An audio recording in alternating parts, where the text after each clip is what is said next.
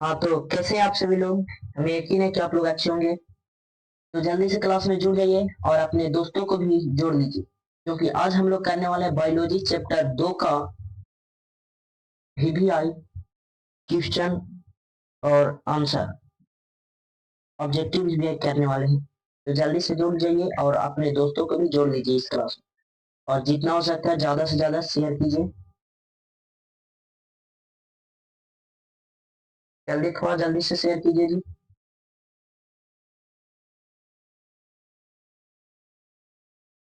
जल्दी से जोड़ लीजिए अपने दोस्तों में, शेयर कर दीजिए जल्दी से।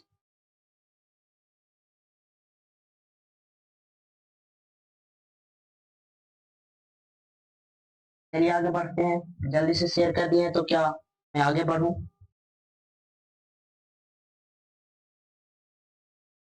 चलिए हम लोग शुरू करते हैं क्वेश्चन नंबर पहला से। क्या आप लोग तैयार हैं क्वेश्चन करने के लिए? तो चलिए हमारा सबसे पहला प्रश्न है आज का सबसे पहला प्रश्न है, आवृत्तिबीजी पौधों में लैंगिक जनन का मुख्य अंग कौन सा है? लैंगिक जनन का मुख्य अंग कौन सा है? तो आप लोग जल्दी से बताते रहिए। चलिए क्या होगा जल्दी से बताइए। तो इसका सही आंसर हो जाएगा पुष्प। चलिए अगला प्रश्न को देखते हैं। अगला प्रश्न पूछा गया है कि पुष्प के नर जनन अंग क्यों कहलाता क्या कहलाता है? पुष्प का नर जनन अंग वह क्या कहलाता है? तो पुमांग कहलाता है। क्या कहलाता है? पुमांग। और स्त्री का क्या कहलाता है? तो जयांग कहलाता है। चलिए अगला प्रश्न को चलते हैं। अगला प्रश्न पूछा गया है कि पुष्प के मादा जनन अंग को क्या कहा जाता है? पुष्प के मादा जनन अंग को क्या कहते हैं? तो जयांग कहते हैं। क्या कहते हैं? जयांग। चलिए अगला प्रश्न को चलते हैं। अगला प्रश्न पूछा गया है, एक द्विलिंगी पुष्प के कौन सा जनन अंग उपस्थित होते हैं? द्विलिंगी पूछा है तो दोनों होते हैं, जयांग और पुमांग दोनों होते हैं। चलिए अगला प्रश्न पूछते हैं। अगला प्रश्न पूछा गया है कि परागकोश आमतौर पर कैसा होता है? परागकोश कैसा होता है? ये होता है द्विकोष्ठीय होता है। कैसा इसमें कैसा कोष्ठ होता है? तो दो कोष्ठ होता है। अगला प्रश्न पूछे हैं। अगला प्रश्न लिखा गया है कि एक प्रारूपी आवृतबीजी परागकोश में कितने लघु बीजाणु धानी होते हैं? लघु बीजाणु धानी पूछ रहा तो किसमें? तो एक प्रारूपी में पूछ रहा तो उसमें हो जाएगा 4। कितना हो जाएगा? 4। अगला प्रश्न पूछा गया है कि परागकोश की सबसे आंतरिक परत कौन सी होती है जो विकासशील परागकणों को पोषण प्रदान करती है?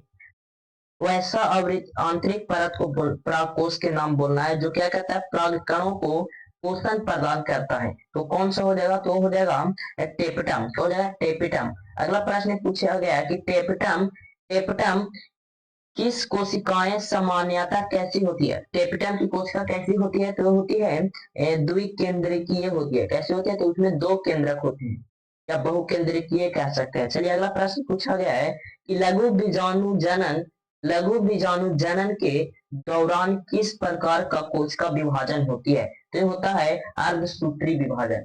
क्या होता है? अर्धसूत्री विभाजन। चलिए अगला प्रश्न पूछा गया है, एक लघु बीजाणु मृत कोशिका से कितने क्रियाशील लघु बीजाणु बना सकते हैं? तो ये बनाते हैं 4। कितने बनाते हैं? 4। अगले प्रश्न में पूछा गया है कि परागकण प्रतिनिधित्व करता है, किसका प्रतिनिधित्व करता है? वो कहता है नर युग्मक कोशिका भित्ति का। किसका? नर युग्मक कोशिका भित्ति का करता है। चलिए अगला प्रश्न पूछा गया है, आप लोग सभी का कमेंट बॉक्स में आंसर बताते रहिएगा। चलिए अगला प्रश्न पूछा गया कि परागकण की बाह्य चोल यानी क्या होता है? एक्सटर्नल किस अत्यंत प्रतिरोधी कार्बन पदार्थ से बनी होती है? बाह्य चोल किससे बना होता है? कौन सा कार्बन पदार्थ से बना होता है? तो होता है कुछ होता है अस्पेरोपोलिनी। क्या होता है? अस्पेरोपोलिनी से बना होता है। चलिए अगला प्रश्न पूछा गया है कि परागकण के बाह्य चोल में पाए जाने वाले छिद्रों को क्या कहते हैं? छिद्रों को क्या कहते हैं? जो जहां कुछ क्या होता है, जहां पे क्या होता है? तो अस्पोरोपोलिनी क्या होता है? अनुपस्थित होता है। अस्पोरोपोलिनी जहां अनुपस्थित होता है उसे क्या कहते हैं? वह कहते हैं जनन छिद्र। क्या कहते हैं? जनन छिद्र। अगला प्रश्न पूछा गया है कि परागकण की अंतःचोल मुख्य रूप से किसकी बनी होती है? अंतःचोल किसकी बनी होती है? वो बनी होती है क्या होता है जी? तो पैक्टोसेलुलोज का बनी होती है। चलिए अगला प्रश्न को चलते हैं। अगला प्रश्न पूछा गया है कि परिपक्व पराग कण में कौन सी दो कोशिका पाई जाती है। परिपक्व पराग कण में कोशिका कौन सी कोशिका पाई जाती है? तो पाई जाती है कायिक कोशिका। क्या होती है? कायिक कोशिका और जनन कोशिका। कायिक कोशिका और जनन कोशिका। कितने कोशिका पाए जाते हैं? तो दो कोशिका पाए जाते हैं। पहला होता है कायिक कोशिका, दूसरा होता है जनन कोशिका। चलिए अगला प्रश्न को चलते हैं। अगला प्रश्न पूछा गया है आवृत्तिबीजी पौधों के लगभग कितने प्रतिशत भाग में परागकण द्विकोशिकाएं चरण में झरते हैं? तो चलिए बताइए इसका आंसर। तो इसका आंसर हो जाएगा 60% से अधिक। चलिए अगला प्रश्न को चलते हैं। अगला प्रश्न पूछा गया है 17 नंबर में कि भारत में आयातित गेहूं के साथ आने वाली कौन सी गाजर घास तीव्र परागण एलर्जीज का कारण बनी है? चलिए बताइए इसका आंसर। ये हो जाएगा क्या हो जाएगा? पार्थोलिन। क्या हो जाएगा? पार्थोलिन। अगला प्रश्न पूछा गया 18 नंबर में परागकणों को द्रव नाइट्रोजन की किस तापमान पर कई वर्ष तक सुरक्षित रखा जा सकता है? कितना उसका टेम्परेचर रहेगा तो क्या रहेगा? सुरक्षित रहेगा। बताइए जी। ये हो जाएगा माइनस 196 डिग्री सेल्सियस। माइनस कितना हो जाएगा? 196 डिग्री सेल्सियस। चलिए अगला प्रश्न को चलते हैं। अगला प्रश्न पूछा गया है कि बहुअंडपी। क्या होगा? बहुअंडपी युगांडपी युक्त अंडपी स्त्री केसर का उदाहरण कौन है? इसका तो सबसे सरल आसान होगा जी, जल्दी से बताइए जी। क्या हो जाएगा? तो हो जाएगा पॉपर। क्या हो जाएगा? पॉपर, या इसी को बोला जाता है अफीम। क्या बोला जाता है? अफीम। चलिए अगला प्रश्न को चलते हैं। माइचेलिया माइचेलिया है जिसको कहते हैं चंपा। क्या कहते हैं? चंपा का स्त्री केसर कैसा होता है? स्त्री केसर जो है कैसा होता है? तो होता है बहुअंडपीय होता है। कैसा होता है? बहुअंडपीय होता है। चलिए अगला प्रश्न पूछा गया है बीजांडसन से किस डंठल जैसी संरचना होती है? कहते हैं बीजांड की जो संरचना होती है उसके डंठल का, ये जो ग्रीन वाला दिख रहा है वो डंठल है, उसकी संरचना कैसी होती है? तो जल्दी से बताइए। तो होता है बीजांड वृंत। इसको क्या कहते हैं? बीजांड वृंत कहते हैं। चलिए अगला प्रश्न को चलते हैं। अगला प्रश्न पूछा गया है बीजांड का वह स्थान जहां बीजांड वृंत बीजांड के मुख्य शरीर के क्या होता है? क्या होता है जी? संललित होती है। क्या होती है? संललित होती है। उसे क्या कहते हैं? उसको कहते हैं, क्या कहते हैं? जल्दी से बताइए। उसको कहते हैं नाभिका। क्या कहते हैं? नाभिकीय कहते हैं। चलिए अगला प्रश्न को चलता है। अगला प्रश्न पूछा गया है बीजांड के आधार भाग को बीजांड के आधार भाग को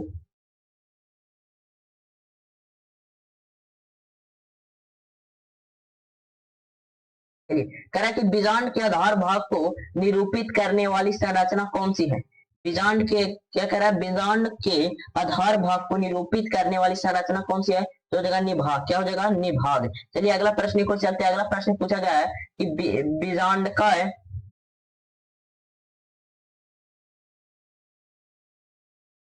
क्या कहा है जी?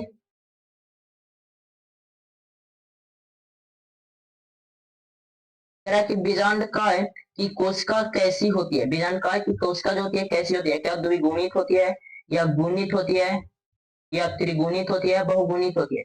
जल्दी से बताइए कैसी होती है? तो इसका होता है द्विगुणित होता है। कैसा होता है? द्विगुणित होता है। चलिए अगला प्रश्न को चलते हैं। अगला प्रश्न है कि गुरु बीजाणु मृत कोशिका से गुरु बीजाणु बनने की प्रक्रिया को क्या कहते हैं? जल्दी से बताइए क्या कहते हैं उस प्रक्रिया को? तो उस प्रक्रिया को कहते हैं गुरु बीजाणु जनन। क्या कहते हैं? गुरु बीजाणु जनन। चलिए अगला प्रश्न को चलते हैं। अगला प्रश्न पूछा गया है कि गुरु बीजाणु मृत कोशिका में अर्धसूत्री विभाजन के बाद कैसी गुरु बीजाणु बनता है? कितने गुरु बीजाणु बनते हैं? तो 4 या 6? जल्दी से बताइए। शायद होता है 4। कितने होते हैं? 4। चलिए अगला प्रश्न को चलते हैं। अगला प्रश्न पूछा गया है कि अधिकांश आवृत बीजी पौधे में चार गुरु बीजाणु में से कितने क्रियाशील रहते हैं? 4 में से कितना क्रियाशील होते हैं? तो एक जो होता है क्रियाशील होता है। 4 में से क्या होता है? एक जो होता है क्रियाशील होता है। चलिए अगला प्रश्न को चलते हैं। अगला प्रश्न पूछा गया है कि एक क्रियाशील बीजाणु से भ्रूण कोश यानी मादा युग्मक कोशिका भित्ति क्या होता है? के विकास की प्रक्रिया क्या कहलाती है? भ्रूण कोश का विकास की प्रक्रिया क्या कहलाती है? तो जल्दी से बताइए, क्या गुरु बीजाणु कहलाता है या फिर द्वितीय बीजाणु कहलाता है? जल्दी से बताइए। ये हो जाएगा एक बीजाणु विकास। क्या कहलाता है? एक कोश का विकास होगा तो उसको क्या कहेंगे? एक कोशिकीय विकास कहेंगे। चलिए अगला प्रश्न को चलते हैं। अगला प्रश्न पूछा गया है इस नंबर में कि एक प्रारूपी आवृत्त बीजी भ्रूण कोश परिपक्व होने पर कैसा होता है? वो कैसा होता है? क्या आठ कोशिकीय होता है? जल्दी से बताइए। जो होता है 7 कोशिकीय। कैसा होता है? 7 कोशिकीय होता है। और उसके में केंद्रक कितने होते हैं? तो 8 केंद्रक वाले होते हैं। कितने होते हैं? 8 केंद्रकीय होते हैं। चलिए अगला प्रश्न को चलते हैं। अगला प्रश्न पूछा गया है भ्रूण कोश के बीजांड द्वारी छोर पर स्थित अंड उपकरण में कौन सी कोशिकाएं होती है? अंड उपकरण में कौन सी कोशिका होती है? तो द्वार पर होता है, जो उसको क्या कहते हैं? तो उसको कहते हैं दो सहायक कोशिकाएं। क्या होती है? उसको दो सहायक कोशिका होती है। एक अंड कोशिका होती है। क्या होती है? एक अंड कोशिका होती है और दो सहायक कोशिका होती है। जो शुरू वाला दिख रहा है बड़ा वाला, उसको कहेंगे क्या कहेंगे? अंड कोशिका। क्या कहेंगे? अंड कोशिका। जो पीछे ग्रीन दिख रहा है उसको कहेंगे, उसको क्या कहेंगे? सहायक कोशिका। चलिए अगला प्रश्न को चलते हैं। अगला प्रश्न पूछा गया है कि सहायक कोशिकाओं के बीजांड द्वारी छोर पर पाई जाने वाली विशेष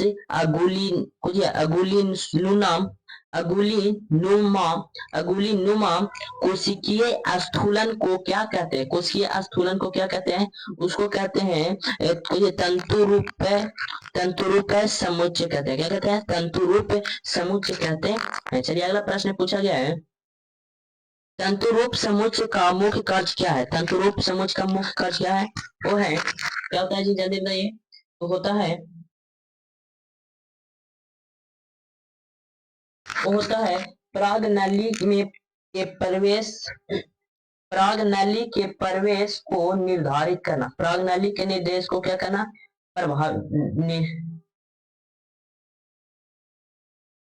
चलिए अगला प्रश्न पूछा गया है कि भ्रूण कोश के जल यानी उसको बोलते हैं निभागीय। क्या कहते हैं? निभागीय कहते हैं। छोर पर पाई जाने वाली 3 कोशिका क्या कहलाती है? तीनों कोशिका का नाम क्या है? वो तीनों कोशिका को क्या कहते हैं? वो तीनों कोशिका कहते हैं प्रतिव्यासांत कोशिका। प्रतिव्यासांत कोशिका। चलिए अगला प्रश्न पूछा गया है कि पराग कणों का पराग कोश से निकालकर स्त्री केसर के वर्तिकाग्र तक स्थानांतरित करना क्या कहलाता है? क्या कह रहा है? तो सुनिएगा क्वेश्चन को ध्यान से। प्रश्न को कह रहा है कि पराग कणों का पराग कोश से निकाल करके, पराग कण को किससे? पराग कोश से निकाल करके स्त्री केसर के वर्तिकाग्र तक पहुंचाना क्या कहलाता है? क्या परागकण कहलाता है? निषेचन या जनन या पुनरोध भाव कहलाता है? तो कहलाता है परागकण। क्या कहलाता है? परागकण। तो परागकण किसे कहते हैं? तो पराग कणों का परागकण से पराग कोश से निकालकर स्त्री केसर के वर्तिकाग्र तक पहुंचाना क्या कहलाता है? वो कहलाता है परागकण। चलिए अगला प्रश्न को चलते हैं। अगला प्रश्न पूछा गया है जब एक ही पुष्प के परागकण उसी पुष्प के वर्तिकाग्र पर स्थानांतरित होते हैं तो उसे क्या कहते हैं?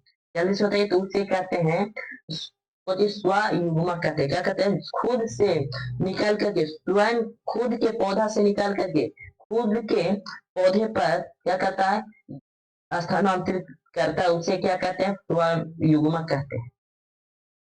अगला प्रश्न है कि समाप्त पुष्पीय परागकण में परागकणों का स्थानांतरण होता है। कैसे होता है? सजातीय पुष्प कह रहा तो हो जाएगा उसी पौधा के दूसरे पुष्प पर जाता है। उसी पौधा की ये क्या है? एक पौधा है, यहाँ पे एक फूल है, एक यहाँ पे फूल है। इस फूल का क्या कहता है? दूसरे फूल में चले जाना क्या कहलाता है? उसी को कहते हैं समजातीय। क्या कहते हैं? समजातीय। चलिए अगला प्रश्न को चलते हैं। अगला प्रश्न पूछा गया है किस प्रकार के परागण में आनुवांशिक रूप से भिन्न परागकण वर्तिकाग्र तक पहुंचते हैं? वर्तिकाग्र तक पहुंचते हैं। तो इसका उत्तर हो जाएगा परागकण। क्या होता है? पर निषेचन। क्या होता है? पर निषेचन। चलिए अगला प्रश्न पूछा गया है कि अनुनमिलीय परागकणी पुष्प हमेशा कैसे होते हैं? परागकणी हमेशा कैसे, परागकणी पुष्प हमेशा कैसे होते हैं? वो हमेशा होते हैं, वो हमेशा कैसे होता है? तो कभी ना खुलने वाले हैं, वो कभी नहीं खुलते, हमेशा क्या रहते हैं? बंद रहते हैं। चलिए अगला प्रश्न को चलते हैं। अगला प्रश्न पूछा गया है कि अनुमली अनुमलीय अनुमलीय अनुमलीय परागकणी पुष्पों में कौन सा परागन निश्चित रूप से होते हैं? निश्चित रूप से पूछ रहा है, निश्चित रूप से कौन होता है? तो स्वपरागन क्या होता है? निश्चित होता है। चलिए अगला प्रश्न पूछा गया है कि वायोल यानी समान बन फसा कोमलिना और ऑक्जेलिस में कौन सा दो प्रकार के पुष्प पाए जाते हैं? वो कैसे पुष्प पाए जाते हैं? तो पाए जाते हैं अनुमलीय और उमलीय और अनुउमलीय पाए जाते हैं। चलिए अगला प्रश्न पूछा गया है कि वायु द्वारा होने वाला परागन को क्या कहते हैं? वायु परागन कहते हैं। क्या कहते हैं? वायु द्वारा परागन होते हैं, उसे क्या कहते हैं? उसे कहते हैं एनोफिलिया। क्या कहते हैं? एनोफिलिया। चलिए अगला प्रश्न को चलते हैं। वायु परागित पुष्पों की मुख्य विशेषता क्या है? वायु द्वारा जो परागन होता है उसका मुख्य विशेषता क्या है? वो क्या है? तो परागकण हल्के और चिपचिपाहट रहित होते हैं। कैसे होते हैं? हल्के चिपचिपाहट होते हैं। चलिए अगला प्रश्न को चलते हैं। अगला प्रश्न पूछा गया है, भुट्टे में पाए जाने वाले लंबे रेशमी बाल वास्तव में क्या होते हैं? जल्दी से बताइए, वास्तव में क्या होते हैं? तो वर्तिका और वर्तिकाग्र होते हैं। वर्तिका और वर्तिकाग्र होते हैं। चलिए अगला प्रश्न को चलते हैं। अगला प्रश्न पूछा गया है कि जल द्वारा परागकण को क्या कहते हैं? जल द्वारा परागकण को क्या कहते हैं? तो उसको कहते हैं,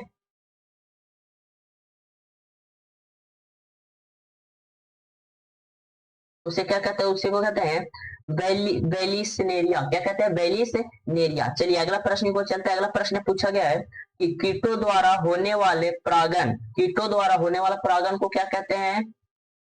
क्या कहते हैं? सॉरी, कह रहा कि कीटों द्वारा होने वाले परागन का सबसे सामान्य एजेंट क्या है? तो किसको द्वारा परागित होता है? तो क्या चींटी द्वारा, तितली, मधुमक्खी, चमगादड़? तो होता है मधुमक्खी द्वारा। क्या होता है? मधुमक्खी द्वारा। चलिए अगला प्रश्न को चलता है। अगला प्रश्न पूछा गया है कि विश्व का सबसे लंबा पुष्प अमोफोरथैलिस अमोर अमोर्फोफैलस की ऊंचाई लगभग कितनी होती है? अमोर्फोफैलस की ऊंचाई कितनी होती है? तो होती है 6 फीट। कितना फीट? 6 फीट। चलिए अगला प्रश्न पूछा गया है। अगला प्रश्न में युक्का पौधे और किस जीव के बीच सहजीवन का गहरा संबंध है? किसका बीच सहजीवन का गहरा संबंध है? ये है शलभ के बीच। किसके बीच? शलभ के बीच। चलिए अगला प्रश्न को चलते हैं। अगला प्रश्न पूछा गया है कि स्वयोग्यता क्या है? स्व अयोग्यता क्या है? तो अनुवांशिक एवं स्वपरागन का अवरोध क्या कहलाता है?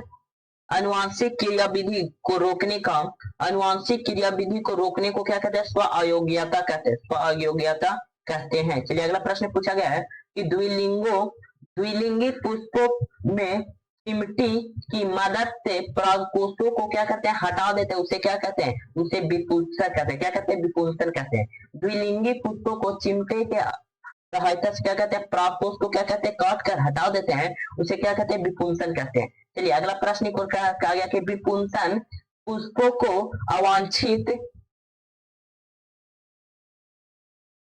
अवांछित परागकणों से बचाने के लिए बटर पेपर की थैली से ढकने का कहलाता है। अगर विपुंसन को कहते हैं, विपुंसन करके उसको क्या कहते हैं? उसको वाटर पेपर से, किसको? वाटर पेपर यानी थैला होता है, उसको ढक देते हैं। उस ढकने की प्रक्रिया को क्या कहते हैं?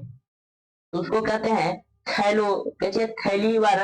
थैलीवरण बोरा वस्त्रन। थैलीवरण या बोरा वस्त्रन कहते हैं। चलिए अगला प्रश्न को चलते हैं। अगला प्रश्न पूछा गया है 50 नंबर में। बताइए सबसे पहले कि आप लोगों का कितना प्रश्न सही हुआ? 50 में कितना सवाल आप लोगों का सही हुआ? चलिए बताइए पहले आप लोग कि 50 में आप लोगों का कितना सही हुआ? बताइए कमेंट बॉक्स में कितना सही हुआ। चलिए अब आगे चलते 51 नंबर प्रश्न में। 51 नंबर प्रश्न पूछा गया है कि निषेचन के दौरान पराग नलिका सामान्यतः बीजांड से कहां से प्रवेश करती है? बीजांड में कहां से प्रवेश करती है? तो कहां से करती है, जल्दी से बताइए। बीजांड में कहां से प्रवेश करती है? तो बीजांड द्वार से करती है। कहां से? बीजांड द्वार द्वारा क्या करती है? प्रवेश करती है। चलिए अगला प्रश्न पूछा गया है 52 नंबर, द्विनिषेचन की खोज सर्वप्रथम किसने किया? द्विनिषेचन का खोज किसने किया? तो नवासिन कह कौन किए? नवासिन किए थे। कब किए थे? तो 1898 में किए थे। कब किए थे? 1898 में किए थे, याद रखिएगा। चलिए अगला प्रश्न को चलते हैं। अगला प्रश्न पूछा गया है कि द्विनिषेचन अवृत बीजी पौधों की एक अनूठी घटना है, या इसमें कौन शामिल है? कौन शामिल है? तो द्विनिषेचन शामिल है। कौन शामिल है? द्विनिषेचन। द्विनिषेचन किसको कहेंगे?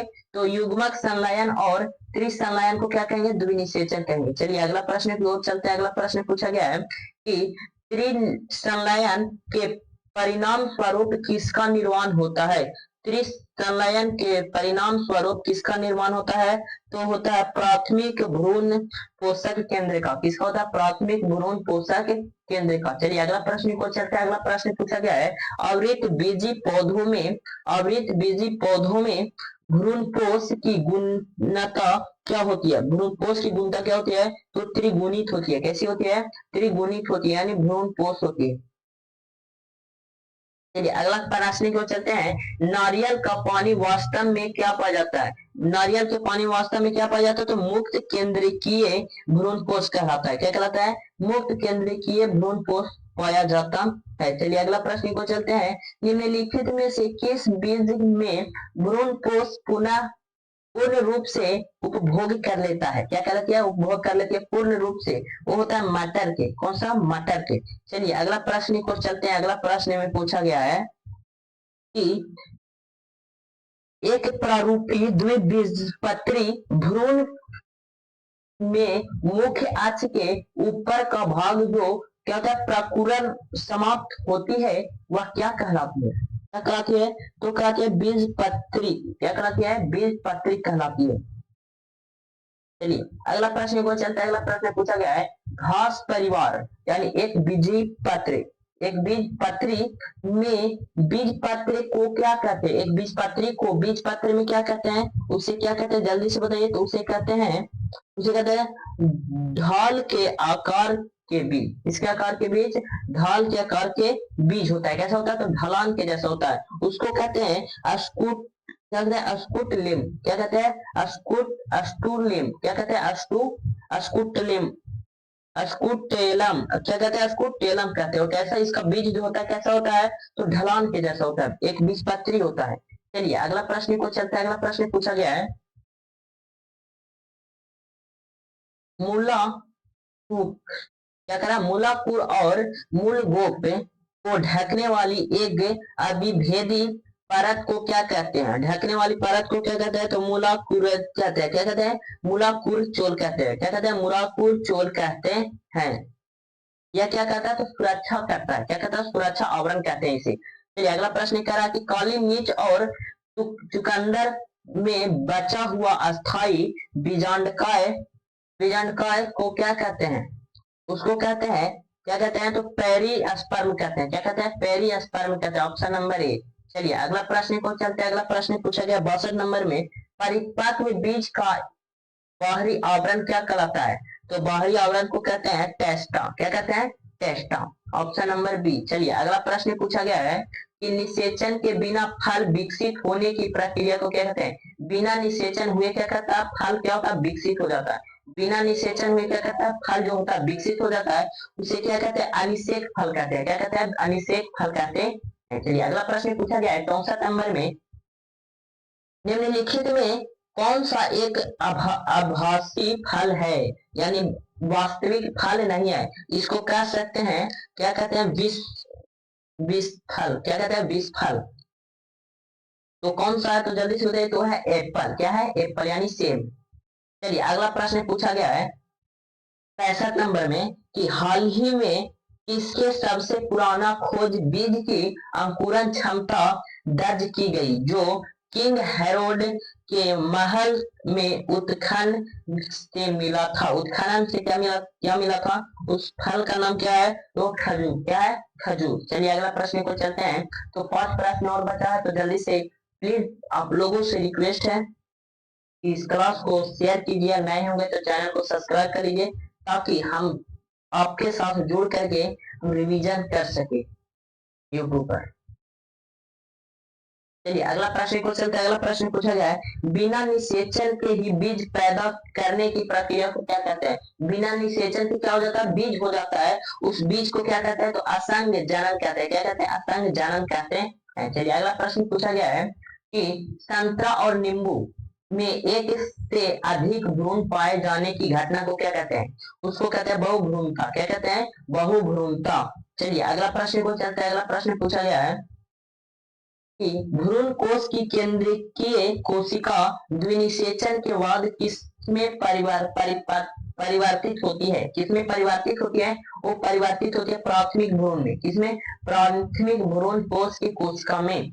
चलिए अगला प्रश्न को चलता है। अगला प्रश्न पूछा गया है कि निषेचन के बाद बीजांड की संरचना में विकसित होती है। किसमें विकसित होती है? तो बीजांड जो है किसमें विकसित होती है? तो बीज में विकसित होती है। चलिए अगला प्रश्न को आखिरी और लास्ट प्रश्न है कि निषेचन के पश्चात अंडाशय की दीवार किसमें विकसित होती है? अंडाशय की दीवार जो है किसमें विकसित होती है? वो फल भित्ति में। किसमें? फल भित्ति में या किसी और में होती है? फल भित्ति में। चलिए हमारा का सफर यहीं तक था। बताइए आज का क्लास आप लोगों को कैसा लगा? कमेंट बॉक्स में बताइए कि आज का जो क्लास है कैसा लगा। जल्दी से बताइए आज का क्लास जो है कैसा लगा।